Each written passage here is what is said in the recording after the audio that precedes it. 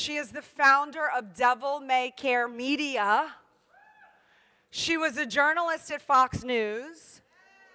She has moderated 5 presidential debates. Her memoir, Settle for More, debuted at #1 on the New York Times bestseller list. By the way, I read this book, and when I say read, I listen to it on Audible. That's how I do books. But she actually read the book, and if you have not read or listened to this book, write it down right now. It's called Settle for More. You will thank me later. It is amazing. Prior to her career in television, she practiced law. Okay, so she's a smarty. She practiced law as a litigator for 9 years. Her notable interviews include Russian President Vladimir Putin, President Donald Trump, then Senator Barack Obama, Ed Sheeran, Morgan Freeman. I mean, the list goes on and on and on. Those were just the ones I highlighted here. Awards and accolades include Time Magazine's 100 Most Influential People in the World, Hollywood Reporter's Women in Entertainment Power 100, and in 2016, she became the second news anchor in history to be featured on the cover of Vanity Fair. And last but definitely not least, the host of her own podcast called The Megyn Kelly Show. Please rise to your feet and help me welcome to the stage Mrs. Megyn Kelly, everybody! Megyn Kelly! Oh my God, you forgot. Thank you. Oh my God. Hello.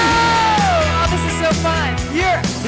Oh, okay. She said, excuse me. I think she was photo opping here.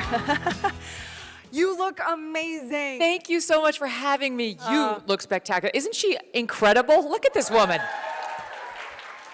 I take it wherever I can get it now. Thank you. And you give it in abundance, thankfully for the rest of us. Oh, thank you. Okay, I was telling them about your book, which I love, and you know that. When you came on board, I couldn't stop talking to you about it. Told me, yes, I appreciate it. I'm no longer making royalties on it, so don't feel that you have to read it, but I think you might enjoy it. It's definitely a good listen because it's coming straight from, I can't even say the horse's mouth because that is clearly not a horse. No, but I read it myself, which was actually kind of emotional. There's some sad scenes in there. There's some, traumatic, but mostly uplifting. But it is, when I was reading it, I had to take a couple breaks, I need a moment to compose myself. Yeah. No, I understand. I read mine too, and that happened for me. But I love the title of your book because you say settle for more. And we're here yesterday. We went through an exercise where we're designing our lives, like we're creating our futures here. And so I love the concept that you say settle for more. How and why did you come up with this title, Settle for More? So believe it or not, it is based on a Dr. Phil saying, I'm not ashamed. And I was an unhappy lawyer. I did practice law for 10 years, and it wasn't working for me. I mean, I was doing very well. I was about to make partner. Like on paper, everything looked good. And there's that dichotomy sometimes between how your life looks on paper and how it feels in your gut, like in your soul. And I knew I was not happy doing this, and I did not want another 10 years doing this. And I was watching Dr. Phil one night, late at night in Chicago, and he said, the only difference between you and someone you envy is you settled for less. Isn't that so good? Right? Because envy is not a comfortable emotion, but it actually is a tell. It's a tell. So like when you feel that jealous feeling, that envious feeling when you're whatever, it could be, forget Instagram because that's all fake. But somebody whose life you can actually appreciate and you think to yourself, I wish I had done things differently. It's a gift for you. That's a great, half the time we wander around saying, what would make me happy? What do I want to do? What resonates with me? If you feel envy, you're onto something. Something about this person is telling you, this lane is attractive to me, so explore. And in any event, that's how the saying came about for me. Just so settle for more. Don't settle for less. Keep pushing. It's not about, I need to have everything in abundance. Like necessarily you can't, right? Exactly. But it's about not sitting back and saying, I guess that's good enough. No, it's about pressing to where until you know, yes, I'm nailing it. Yes, this is for me. So is that kind of your motto in life? And if so, do you like? Can you give an example of how you settle for more? Like something maybe comes up to mind where you're like, that phrase popped in your head and you're like, no, I refuse. Yeah. Well, Yes. So you can't see my Spanx, can you? I just make sure you can't see. Oh, Megyn, I fell off the stage yesterday. Oh, shit. You have nothing to worry about, okay? I was wearing a little thing that I was afraid I was gonna lose a boob on the thing. You're safe. Okay, good. So with all due respect to my first husband, in my love life, for sure, that's one example. Before there was Doug, there was Dan. And Dan was a doctor, and I was a lawyer, and I really thought, like, okay, this is great. And he was a nice guy, and he's a successful guy. And we got married, and thank God we didn't have any children because it wasn't going to work out. But I just knew in my heart, like, this isn't the one. And I wasn't the one for him. You know, it's just very clear a couple years into the marriage. And so we parted friends, and shortly after we divorced, I met Doug. And Doug is 100% the love of my life. Oh. Doug is awesome. He's supportive. He's strong. Ladies, he is a settle for more kind of guy. He's like a guy who is he is not toxically masculine, but he is masculine. And he will take control. You know, I don't know why all these women are telling us now we want like the man bun, mandal wearing guy. We don't want that. Most of us want a real man. Right?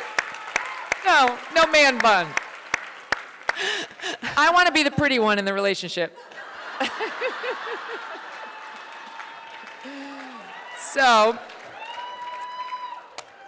that's Doug. And yet, can I tell you, so like, it's a good combo because cards on the table, I make more, right? I make more money than he does, just because my career took off in this unexpected way. But that's fine. Like, you can still be extremely attracted to your man and have him almost be the alpha in the relationship, which Doug is in our relationship, and you be the cash earner. That actually can happen. Just so you know, that lane is there for you if you meet the right guy. Okay, let's talk about that for 1 second. Because I believe that too. Yeah.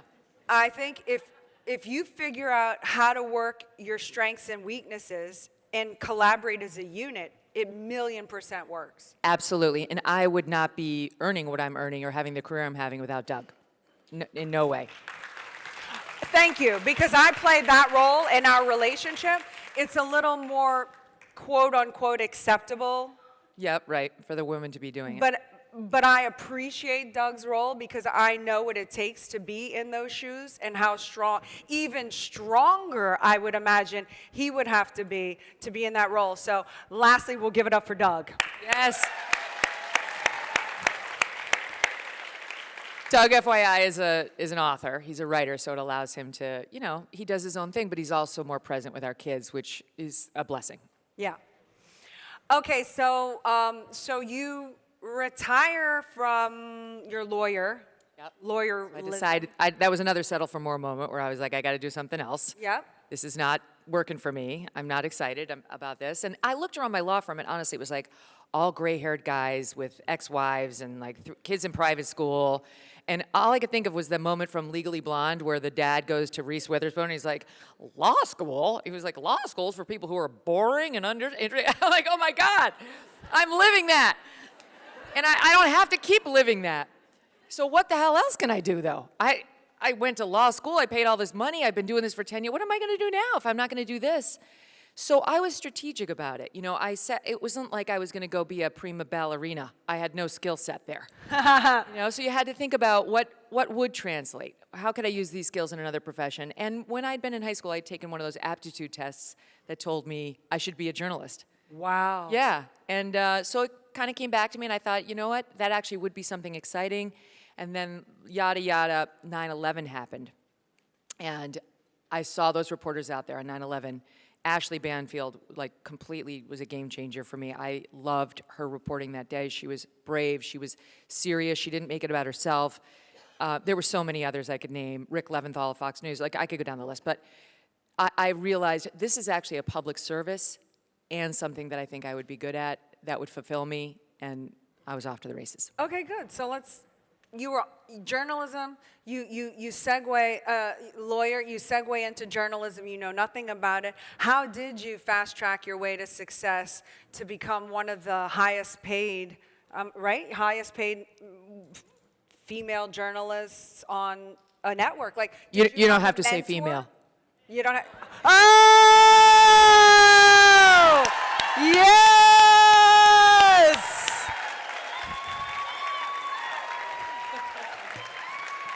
Yes, you're right. Did you have a mentor? How do you do it? So, I mean, I will take you back to one moment before I got into journalism, and that was when everybody told me I couldn't do it, right? Like, I was too old at that point. I think I was 33, right? Which is, it's kind of old to break into a visual business, like a television business, but I didn't care. I knew I was smart enough to do it, and I knew that my brain would carry me through. And then everybody said, you don't know anybody in journalism, you have no journalism degree, you have no experience whatsoever. And I just kept saying, I don't care, I can do it. I knew in my soul I could do it. That's an important tell, right? When you know in your soul, like, I know I can do this job. Yet I knew I stunk at it in the beginning too, right? I knew I stink now, but I'm not always gonna stink. If I can just practice, I'll get better. Journalism, I mean, being on camera is like typing. You know, there's just no way to do 80 words a minute right at the start. Until you do it. You have to keep doing it over and over. So I knew I wasn't very good, but I could be good. But I was told no by virtually everybody, and I listened to that little instinct inside. And then there was preparation. I went one night, a friend of mine in my guitar class was working part-time at the NBC affiliate in Chicago, and I took her out for coffee. How did you do it? You know, this is my resume. I'm about to make partner at this law firm. She's like, no one cares about any of that, sweetheart. You put that resume over there. She's like, in television, we have basically a videotape. We have a 30-second reel or a 60-second reel. If you can get the news director to look at more than 30 seconds, you're lucky. And all they care about is how can you deliver a story quickly and in a way that penetrates the lens on camera. So she said, the greatest thing for you would be if we could get this guy, his name was Bond Lee, if we can get Bond Lee to shoot your resume tape. He's our best photog at this news station, and I'll introduce you to this guy. Everybody wants him to do it, so he might not do it because, you know, you're nobody. But, you know, you could try. So I was like, okay, great. So we go to the bar that night, and this is the second piece of it. Did I just go to the bar and have a cocktail? I did not. Usually I would, but that was not my aim that night. I prepared for that meeting in the bar that night. I studied up on the news. I didn't know where the discussion would go. I wasn't yet steeped in the news, but I knew I might have to be. So I read every newspaper. I read all the feature stories that were out in all the big magazines. So I would go in there prepared. And I met Bond Lee. There was a circle of reporters there. And he said, so you want to be on TV? And I said, yes. And he said, so does everyone. And I said, I think I'd be really good at it. And he said, tell me a story in 60 seconds or less. So I looked at him, and in the news that day was the older people in the audience will remember this story, the preppy murderer, Robert Chambers, who had murdered his girlfriend in Central Park. He alleged it was rough sex. It wasn't. It was, you know, a murder. In any event, he had just gotten paroled, and it was on Valentine's Day. And I looked him in the eye, and for 60 seconds, I told that story, beginning, middle, end, with a flow, you know, a crescendo, a decrescendo, and I stopped, and all the reporters were standing there, and everybody looked at Bond Lee for his reaction. And he said, you're going to be on TV.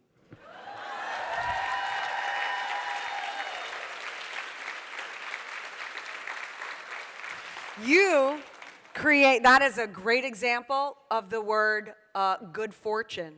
Remember, a level of control in random chance. You created your prosperity. That's right. Preparation, right? Prepare. Be the person who goes the extra mile. So few people do it. It's sad, but it's true. But if you know that secret, it will advance your career fast and faster than everybody else you're competing against. Do the grunt work. Don't be above it. I love that. Let's talk about all these contentious stories that you have the boldness and the audacity to speak about. Who, me? Uh-huh. Do you fear the ramifications? Do you work through it in your mind and say, okay, that's there and I'm going to do it anyway? Or do you not have them at all? Or how does that work? Not anymore, because I no longer work for the man. Okay, let's talk about that. Yeah. Now I can say whatever I want. So did they control you? Well, they tried. So what does that look like? Because have you ever been in a news network or anything? No, me either. Do they give you? So I will say key this. I points worked that- at both. I worked at ABC when I first started my career, Fox for most of my career, and NBC for a time as well. And I would say Fox News gave me the most editorial freedom of any of those. I can't really count ABC because I was a babe in the woods, when I needed to be controlled back then. You turn in a story and they say Yes. yes, no. So you at can't Fox, say- they didn't do that. No, Okay. at Fox, they let you run with it, and we didn't even have what's called legal and standards at Fox. At the big networks, they have legal and standards that goes over all of your scripts. Legal and standards at Fox was, oh my God, get that off the screen! Who put that up there? That's wrong. That was our legal and standards. At NBC, everything was poured over, too much pouring over. So legal and standards is one thing, you don't want to get sued. But they had a very, very heavy pen when it came to your editorial, and they definitely had, I know people know Fox is right, and it is. NBC is farther left than Fox is right, trust me. And they would interfere with your editorial a lot. And I was always, I lean right in my politics, but in my journalism, especially when I'm doing a straight news story, I don't want anybody's bias in there. So it was a frustration for sure from the get-go. So again, how do you deal with the ramifications? Well, so when you're on the spot, you have to argue. You have to argue your case, and ultimately, if you're not comfortable with what they want you to say, you have to not say it. Right. I remember there was one incident where I was at NBC, and we were doing a Me Too story, and you may know that I was caught up in the whole Me Too story at Fox News with my boss, Roger Ailes. And it's complicated. I really loved Roger and respected Roger, but I was harassed by him. In any event, they wanted me to say in this story about Roger, something he was in the news, I can't remember if it was when he passed or what happened, but that he had been accused by multiple women, including myself, but he denied it. And I was like, well, I'm not going to let that be the last word, because I feel uncomfortable with that. And, I know what happened. I lived it firsthand. And they were like, well, you have to. That has to be the last word of the piece. So I delivered the piece, and I said, he was accused by multiple women of harassment, including yours truly, which he denied, but which I know is true because I lived it. And that's how I ended that piece. No way.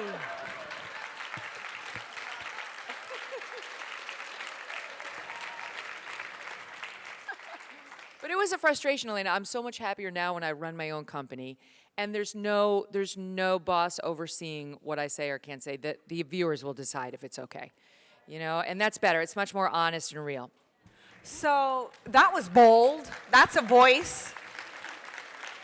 How can we find our own inner voice to get to that point where we feel we can have the freedom to say and act and not worry about things that come back at us? Have you had much backlash on your own speaking out?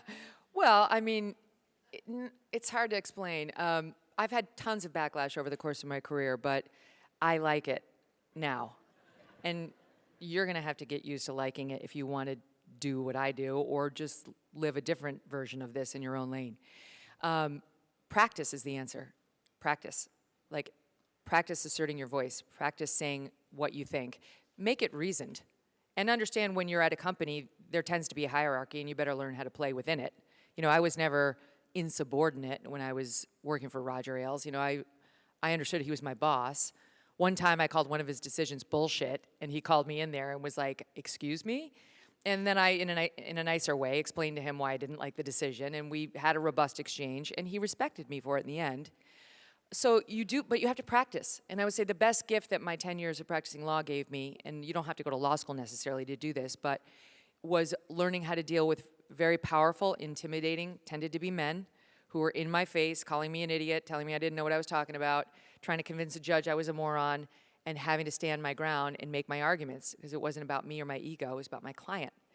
So, and I understand not everybody's in law, but you have situations in your life where somebody challenges you, and you have to navigate the challenge in a respectful way. Not like, how dare you? That's pointless. Like, that's fake strength, right? Listen to what they're saying about you. Take what could be real. Think about it. If you can acknowledge any of their points about you, if you can give any in an argument, that's great. And then stand your ground on the points that you really need to stand your ground on. Don't, like, I hate the false empowerment that young women are doing today, where it's like, you don't have to be nasty. You don't have to be domineering. You don't have to, like, the more you're acting the part, the less convincing it is, right? Like, get smarter. Do your homework. Listen to the other person. Have the confidence to listen to the other person's argument and admit the weaknesses in yours. And that's what gets you to winning. Right. And racking the stats.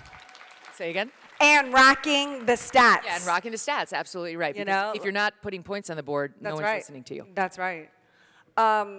So you have taken a little bit of an opposite stance of where you started on a couple of issues. The one I'm about to bring up is the vaccines. Yeah. When you got the right information, or the information that you needed to hear, or you had enough to make an informed decision, you changed your mind about it. I'm still kind of irritated about the whole vaccine thing in terms of my personal life. I'm definitely irritated in terms of our country. So when the vaccines first came out, and this is not to say that nobody could benefit from the vaccine, all right, but we were given misinformation about it at every turn. And actual questions about the vaccine that were valid were shut down at every turn. And I had way too much trust at that point in our health system, in our drug companies, in not our news media, but I really thought, okay, the geniuses at Pfizer would not be actively doing something to undermine public health. And if they did do something to undermine public health, then they would fix it. That's actually what I thought. Yeah. Because I'm not an ideologue, I kept an open mind to what am I hearing? What are the news updates? And more we started to hear about vaccine injuries, which, okay, maybe that's rare, maybe that person had something, maybe not, but then you hear more and more, and then you find out that they're being suppressed. I mean, I had people on my show who had severe vaccine injuries who were removed from the studies, which is not okay. You're not supposed to do that. And I am not somebody who's like, Pfizer's evil. I realize these drug companies give us a lot of drugs that save some lives, but in this lane, the entire system was working against us in some nefarious ways because they wanted mass vaccination, so they weren't giving the full information so people could truly give informed consent. And I went along with it. I wasn't like trying to suppress information, but I just had too much trust. So I got double vaxxed, and then I got a booster. And then I got COVID, of course, And then I went for my annual physical a couple months later, and for the first time in my 50 years, I showed up as having an autoimmune issue. And I was like, what's that about? I've never had that. No one in my family has that. And I went to the best rheumatologist in New York City, and I said, could this be because of the double vax booster and then COVID? And she said, yes. So I was angry, and I felt, it's just completely changed the way I look at medical information. And now we know, of course, they were so agenda-driven. And a lot of people were saying this in the beginning, and I was skeptical of them, but I was open-minded, skeptical but open-minded. I never shamed anybody for their POV. And now I've really done a 180 on it to where I personally wish I hadn't gotten any of the shots.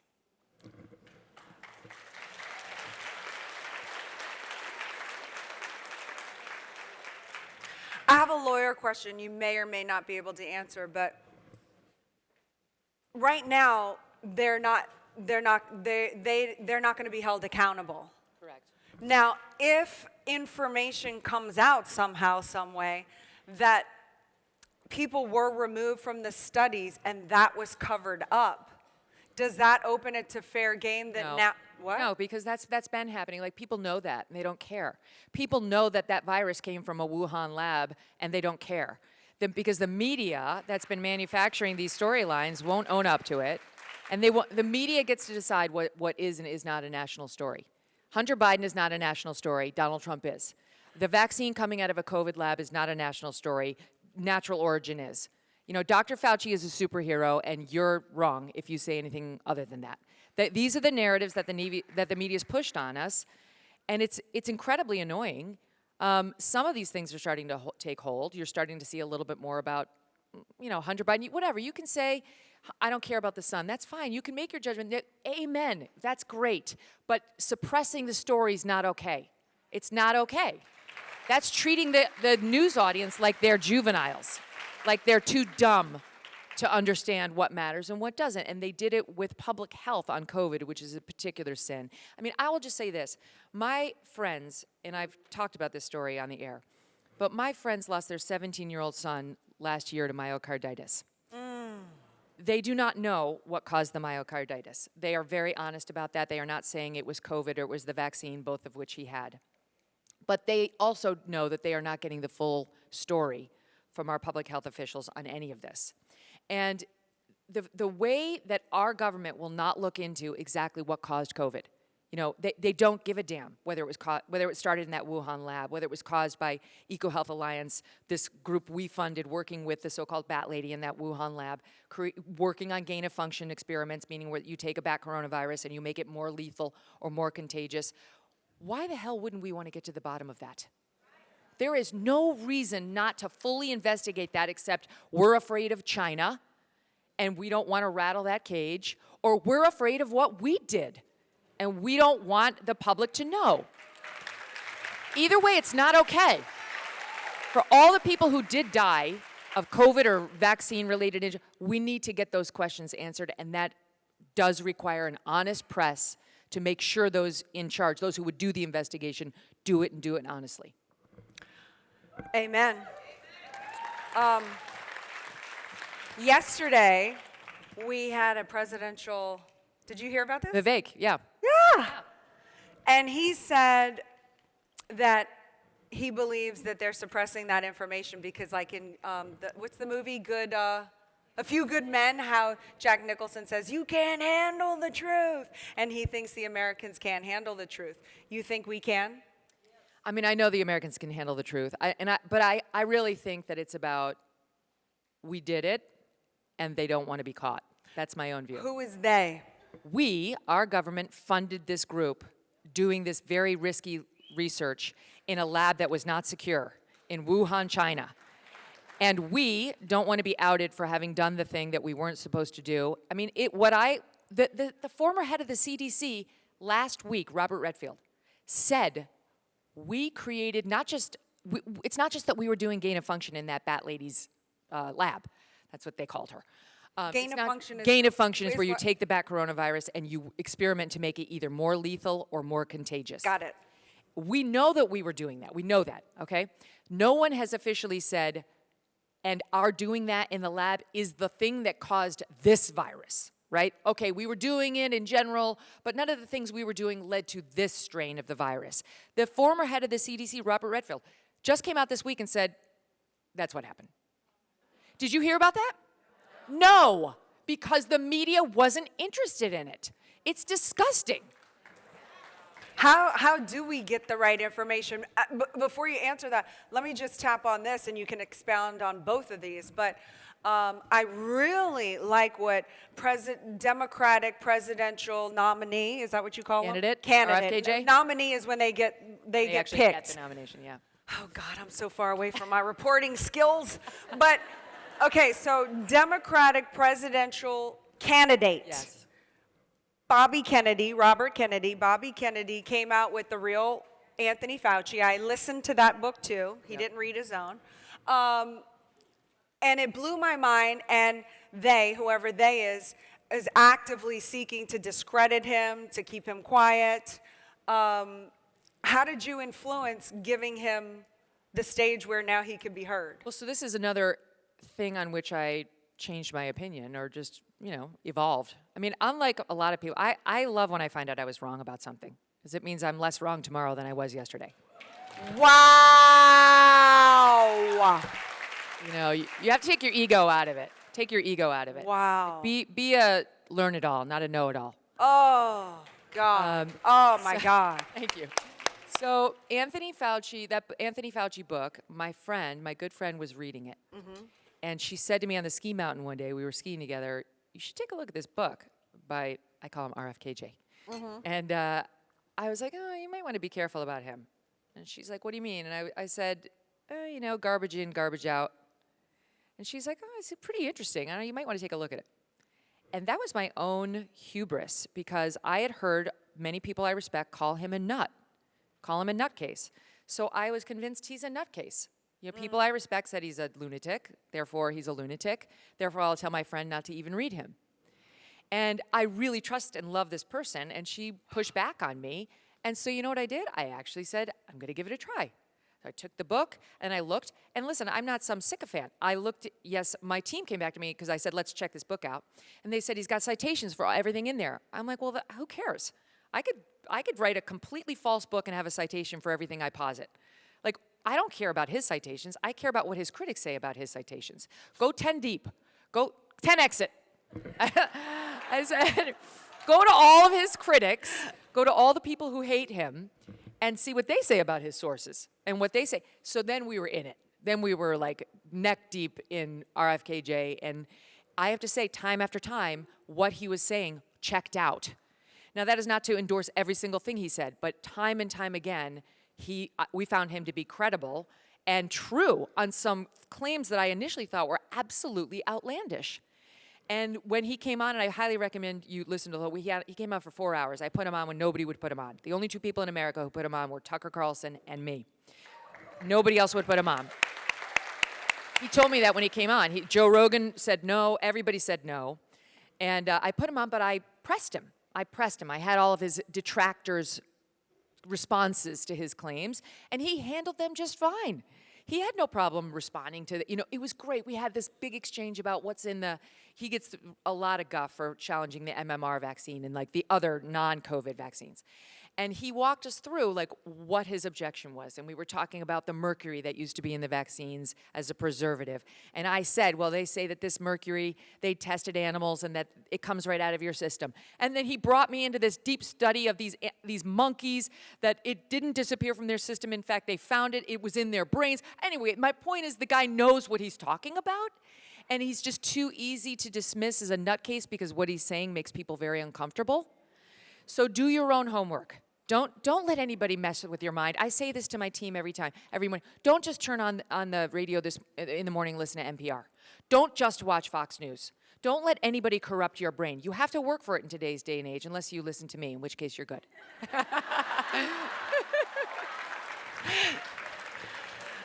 You have to hear the whole side before you decide. That's right. Okay, so you changed your mind on that, and I love that. Now, there's also another topic that's highly controversial. I talked about this yesterday, about this experience that I had about in response to something that declared that a man can have a baby. I put a post out that said a man can't have a baby, like, because that's not a fact. Like, I wasn't trying to disparage another group or get sidetracked by any other issues. Everyone has their right to obviously have their sexual preference, do whatever they want to their bodies, this, that. But the simple fact that a man cannot have a baby until they figure it out, and I'm sure they're working on it, hasn't happened yet. And I remember in the news clip when you used to really be, what's the word? Well, I was much more open to the trans movement and their language that they wanted us to use and so on. And I've completely evolved in my viewpoint on this issue. And it's funny even to listen to you, like, a man cannot have a baby, period. They cannot. And you know what else? A man cannot become a woman. Sorry, can't happen. And here's another thing. I am not a dress. And if you put on a dress, it doesn't make you what I am, which is a woman. Woo! Those are facts. Now, having said all that, it doesn't mean that we can't have empathy and love for people who are having gender confusion, and that we can't say, if you want to live your life this way, I still love you and I'll still hire you and treat you well. But I've gotten to the point where it's a hard no on any man coming into women's spaces. Bathroom, locker room, sports. It's a no. It's amazing, you guys. You can say it, and you can believe it, and you can say it publicly, and let the consequences come as they may, because it's true. This is true. And any good man would understand that putting a woman in a position where we have to open the door to biological men coming into our bathrooms or our locker rooms where we take off of our clothes and our little girls take off their clothes would understand that that's a door no man wants opened and to fight against it. So my own evolution on it was I have trans people in my family, male to female. And I understood, and this was happening back at a time when it wasn't in vogue at all. So it was very embarrassing for these people to go through it and very, very difficult on the whole family. And I saw how they were bullied, and I had nothing but empathy for them and really just wanted to sort of spread the message that we should stop the hate. And I still believe we should stop the hate. I don't want hate towards them or anybody else. But this is at a time when it was a minuscule number of people. And now so much has happened. Now so much has happened. Now it's caught on as a social contagion. Now girls who were never trans. This was always a male problem. And if you had it for real, you had it from the age of 2 forward. Now girls are falling prey to this social contagion and chalking up normal bodily discomfort and messages about Me Too and how hard it is to be a woman and unequal pay and all, and the porn industry exploding all over online and so on, and saying, I don't want that, and getting swept up in something that will wind up in them having a double mastectomy at age 15. No. It's a no. Is it child abuse? 100% it's child abuse. The American Academy of Pediatrics is in on it. The American Medical Association is in on it.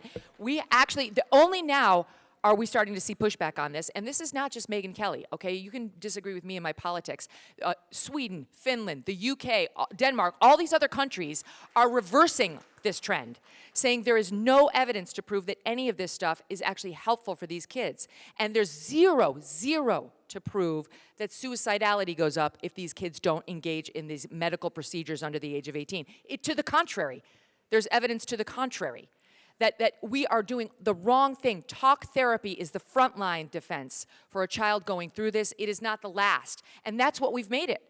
The standard of care right now in a psychiatrist's office, if you bring your kid in there saying he's gender confused or she's gender confused, is to affirm. Meanwhile, if you leave the kid alone, if you don't affirm, over 90% of them it will resolve. They'll be fine by age 18. They don't tell you this. These are facts. Look at these other countries. Look at these other countries who are empathetic and lovely and want to be supportive of people having this issue, but are not about to chop off a minor's penis because he's going through a tough time socially.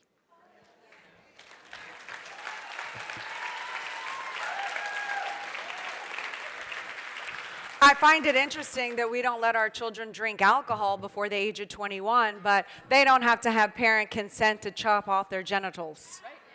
That's the case in California right now. You can't get a tattoo, but you can chop off your genitals without your parents' permission. And not only that, right now in California, there's a bill pending right now that would factor it in as child abuse if any parent doesn't affirm. So if you say, my daughter is not a boy, she is a daughter, and I know that if I leave her alone and just love on her, she's going to outgrow this, your husband can take you into court and have that used against you as a child abuser if you get a divorce. We're losing our ever-loving minds. And I'm telling you, ladies, now that I have the ladies especially, find your voices. Find your voices, or we're going to have to live with this, and so are our kids. Thank you. Oh, my God. Whew. All right.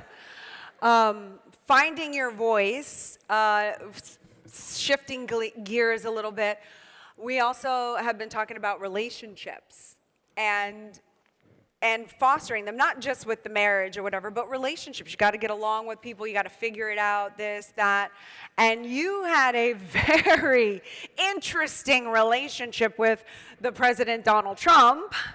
You want to tell everybody kind of what happened there and what you went through and maybe where it's at today, for anyone that may not even know anything about it. Well, so Donald Trump and I always got along fine. I had appeared at a couple of his like Celebrity Apprentice events and so on, and he was a character in New York City, as you guys know. And I had nothing against Donald Trump. I kind of enjoyed watching him, and I loved that show. And then he ran for president, and then it was my job to give him a hard time. That's He's fighting for George Washington's position. he wants George You Washington's said that. job. He's got to go through the press, including me. And you don't roll out the red carpet, and you don't bootlick.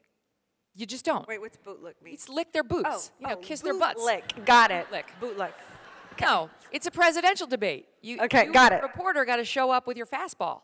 You know, you got to show up with your fastball. And I, for one, am disappointed when I see people not showing up with their fastball or not having the follow-ups. My God, there was a presidential debate in 2015 or 16 with CNBC in which I will do her the courtesy of not naming her, but she tried to get after Trump, and she didn't have her backup, and he challenged her, and she fell apart. She crumbled on the stage, and womankind took a hit in that moment. Have your facts, be ready. In any event, so I asked him a very tough question about his statements about women, because he was about to run, it was very clear, against a woman. It was 15, but it was clear that Hillary was going to win on the Dem side.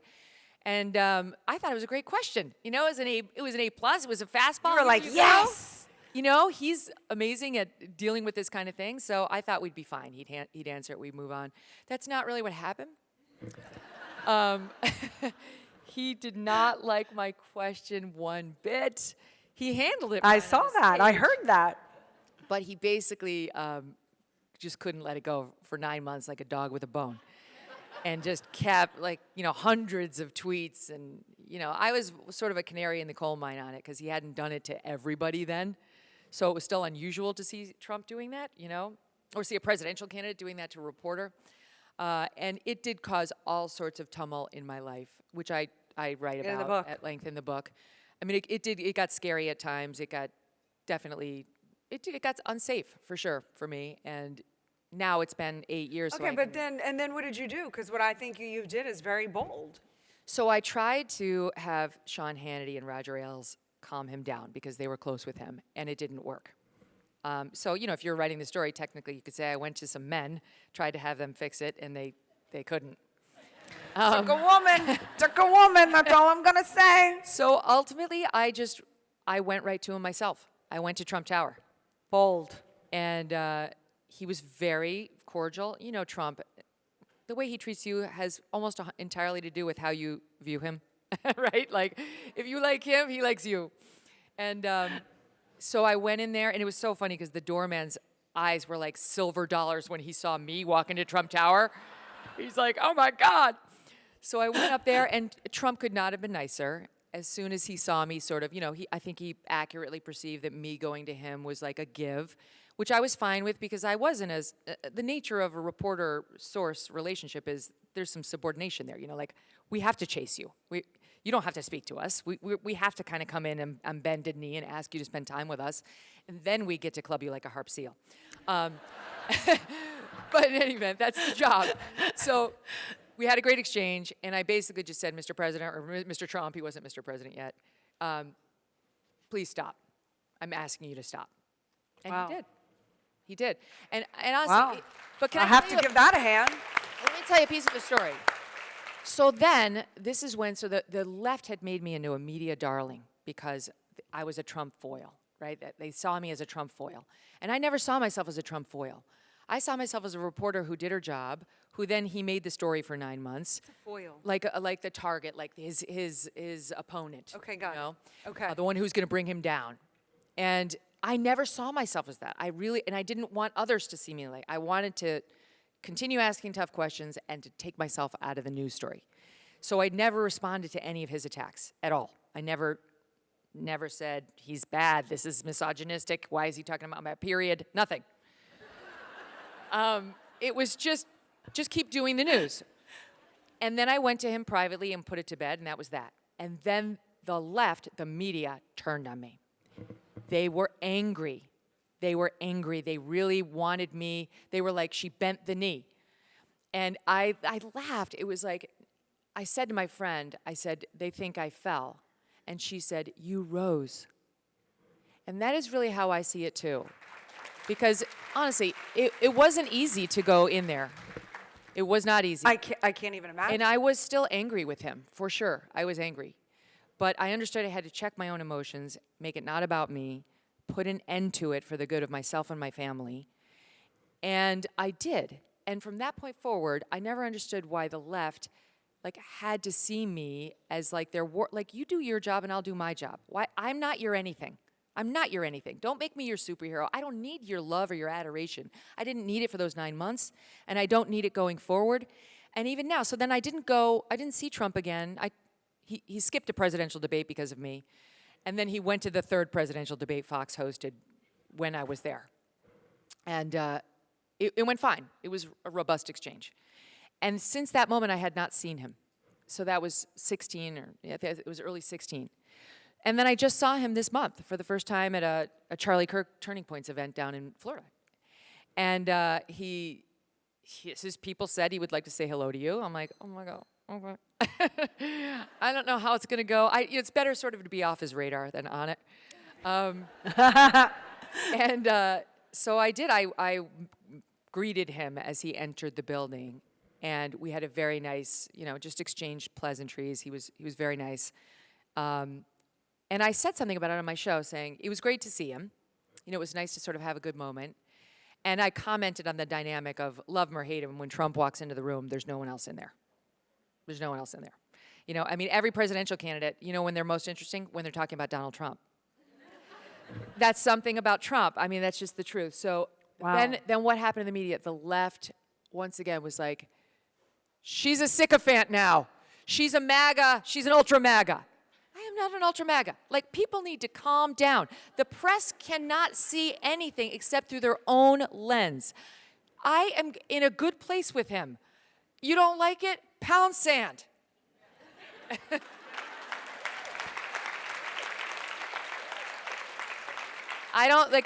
It's better for the nation if the journalists can remain somewhat antagonistic toward these presidential candidates, but not in such an antagonistic way that they become the story, right? It's not an easy needle to thread, but more need to try to thread it. Who owns the media? Why do they care so much? Who? Is that a good question? I like your question. I was like, wow, wait, what? That was a good one. That was a good, who owns, that's what I want to know. Who owns the media? Because they're funding the ads on TV. I don't know. I honestly don't know. Who owns the media? Well, for sure, the amount of drug company advertising on television played a role during the COVID crisis and coverage that we just discussed. I counted one time on a commercial break. I dare you to do the same. Out of 6 commercials, 5 of them were drug ads. Yeah, I'm not surprised. Maybe addicts too. Online in the digital lane where I am now, because now I have a podcast / YouTube show / I'm live on Sirius XM Triumph, and you also have to watch out for the Chinese, because they do a lot of advertising in the digital lane, and suddenly you're banned on TikTok. What? Wait, why? Because we did a story about Hong Kong? It happens. So it doesn't stop me from doing any stories on Hong Kong or anything else, but you see it. You notice them trying to manipulate our media and everything else. My God, pay attention to China. That's all I'm going to say. And I would say, just as a more sort of zooming out, the left controls American media. The left controls the media. You've got Fox News, which is, Fox News, when Roger was running it, was a little bit more conscious of the fact that the Republican Party had more than the Chamber of Commerce Republicans in it. That there were working class Americans who identified more as Republicans. Now I think Fox is a little bit back to the Chamber of Commerce lane. And you've got, thankfully, digital media now, where the media landscape has become so fractured in a great way, so independent in a great way, that people have choices. And that's true if you're on the left, too. If you're on the left and you're sick of MSNBC, you've got Pod Saves America, which is, it's not my cup of tea, right, given my own politics, but they're very smart, they're interesting, they're dynamic. So you have all sorts of other places where you can go now to get your news if you decide to reject sort of this corporate lead the horse to water and it will drink, whatever I want it to, nature of our corporate media. I hear y'all. Okay, we got to wrap up here in a minute. I want to be respectful of your time. You're so freaking amazing. Isn't she? I mean, really. I told you. I love being right. Okay. Okay, hear this question out, okay? On the subject of influential women, I have heard you voice disdain for the Kardashian family of women. Yes. Why? Okay, hold the whole thing. Why do you get, she's like, yes. Why do you get so upset that girls look up to them and their family as role models? What message do they portray that has you so upset? I'm not a good media because I'm like throwing 3 questions at her at once. She's like, it's one question. You throw one question at the person. And what is the message that you want women to know? So that was a big bundle. Yeah. Feel free to pick any one or all of the questions. So I don't think that the Kardashians are bad people. It's not that I think they're nasty or evil or, I think they're kind-hearted. And I've interviewed them. And up close, I liked their family dynamic with one another. So I just want to say that. However, I hate what they stand for. Hate. They stand for selfie culture and vanity. They stand for Selfie look culture? at me. Okay. Selfie culture. They stand for look at me instead of listen to me. And that is not what I want my daughter learning. Not by a long shot. Who made the selfie culture popular more than the Kardashians? They would be the #1 family that continuously put their own faces. It reminds me of the Oprah thing, and I used to love Oprah, but my position on Oprah's changed a bit. I used to love Oprah, and I used to listen to and watch her show religiously when I was younger. And then she launched the Oprah magazine. She was on the cover of the Oprah magazine every single time. Put somebody else on there. Lift up some other women for the love of God. Right? She wouldn't do it. Back to me. Here I am again. What do I think of me? I was sick. I've never heard anyone publicly have the audacity to go up against Oprah Winfrey. This is a first. You heard it here. Oh, Well, my goodness. I also ripped on her for her hideous Harry and Megyn interview, and I was right about that too. That was full of lies that were not challenged. Okay, but anyway, Kardashians. She got famous thanks to a sex tape. She has a mother who completely exploited her. It was completely improper. Who that finds out their daughter has made a sex tape, or who that has a lovely daughter who's got nothing but blue skies and runway ahead of her, assists her in a sex tape and marketing it and putting it out there. My God, this is what the man who's in the sex tape says happened. They deny it. So it's been all about the sexualization and the vanity of these girls. And I think what happens now is we have too many girls, and the women don't admit that those asses are fake. And we just now had the young girl. That's my problem. We just had the youngest admit that the breasts are fake after Yes. years of denying it. Yes. Years of denying it. So Yes. what happens now? I have a daughter. I have two sons and a daughter. So my daughter's growing up with a normal ass and normal breasts and thinks there's something wrong with them, right? She doesn't, because my husband and I disabuse her of all these notions. But the average parents are out there working 2 jobs, and they don't have a lot of time to deal with the messaging coming into their kid from Kim Kardashian. So she's just sitting at home thinking, I don't know why my face doesn't glow like that, and my boobs aren't anywhere near that, and my bottom, if I eat enough to make my bottom look like the rest of me is gonna be about 500 pounds, why doesn't it work for me the magic way it works for Kim Kardashian? Right? The young girls, it's like the 11-year-olds, the 10-year-olds, the 12-year-olds. By the time you're 16, you got it figured out. But I hate that. I wish they would just be honest about it. I understand they're brilliant marketers. They're very good in the beauty business, all of it. But let's keep them there. Let's not make them into actual feminist heroes or somebody whose opinion on anything other than the beauty business we should be listening to. So that is what I object to about the Kardashians. And if you would like to spend our closing moment on Meghan Markle, I can take you there. Okay. Yes. Take us there, because I don't know the thing. I never watched the series, so I never. Has anyone not seen the series? What, Suits? No, the series. Her Netflix special. I haven't seen the Netflix, or I haven't seen the interview. Okay. So you will have to kind of talk to me as if like I don't know about it. Okay. Because I don't know about it. Well, I'm just curious. Do you mind if I just give a poll? Like, who here has a favorable opinion of Meghan Markle? Raise your hand. Wow. And who here does not have a favorable opinion of her? Yeah. Okay, but if I asked you this question when they got married, it would be the reverse, right? Oh, yeah. You used to be in favor of her, right? Like me. Because in the beginning, we were totally in favor of her. Harry had a rough go of it. We all know that. The mom, the sad, he was the spare. And everybody was rooting for Harry, you know? Everybody was rooting for Harry. And then this American, of all people, we're going to have an American princess. You know, she's diverse. She's one of us. It's fun. It's like, okay, cool. She's a divorcee for all of us divorcees. We were rooting for her.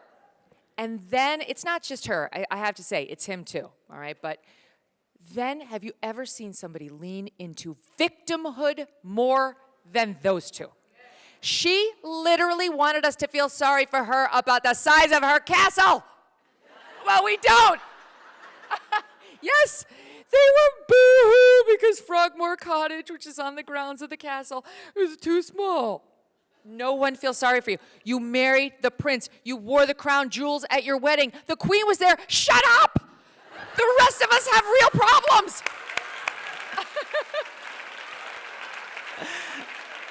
I can't. They're so out of touch. It was during the COVID crisis that they went on Oprah and tried to complain about how the people are mean. Oh my God. Literally, their country and ours is up to its neck in people who are suffering, dying, frontline workers who are putting their lives on the line. And we were supposed to care about some insensitive comment somebody in the royal family may or may not have said about their baby, which they now have reversed themselves on and said it wasn't racist. Okay, after stirring everybody up, the queen died, poor Prince Philip was in the hospital, they didn't care, they killed off 2 members of the royal family. No. And they still see themselves as the victims. Tyler Perry gave them his mansion. They're flying around on everybody's private yacht. It's still not enough. They hate America. It sucks. They hate the UK. It's racist. No amount of goodness will turn these two people's attitude around, so I'm done with that.